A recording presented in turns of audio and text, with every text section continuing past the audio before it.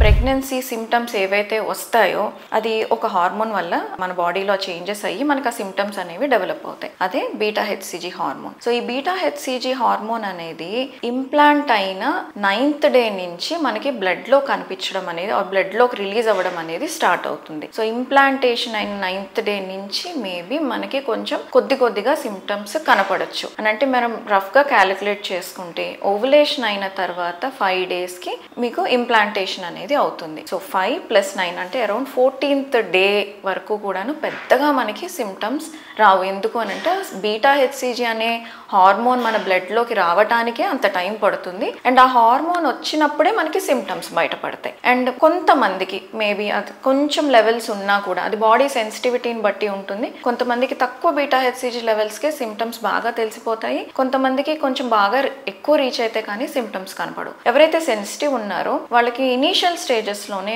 కొంచెం వీక్నెస్ అనిపించడము, కొద్దిగా breast tenderness ఉండటము, కొంత నాసియా అనిపించడము, అండ్ కొంతమందికి కొన్ని పర్టికులర్ ఫుడ్ ఐటమ్స్ వల్ల కానివ్వండి, కొన్ని స్మెల్స్ కానివ్వండి పడకపోవటం అనేది ఉండొచ్చు. కానీ ఇందులో ఒక చిన్న ట్రికీ ఇష్యూ ఉంది. ఈ సిమ్టమ్స్ అన్ని కూడా ఒక్కొక్కసారి ప్రీ మెన్స్ట్రువల్ సిండ్రోమ్ కూడా కావచ్చు. అంటే పీరియడ్ వచ్చే ముందు వచ్చే సిమ్టమ్స్ కూడా అయి ఉండొచ్చు. సో చాలా మంది ఈ సిమ్టమ్స్ ని ప్రెగ్నెన్సీ ఏమో అని అనుకుంటూ ఉంటారు. తర్వాత పీరియడ్ రాగానే డిసప్పాయింట్ అవుతారు. సో మరి ఏం చేయాలి అని అంటే ఏమీ చేయకండి, పీస్ఫుల్ గా ఉండండి, పాజిటివ్ యాటిట్యూడ్ తోటి ఉండండి, ఇంకాస్త వెయిట్ చేయండి, వెయిట్ చేసి టెస్ట్ చేసుకోండి. అంతకంటే మనం చేసేది ఏమీ లేదు.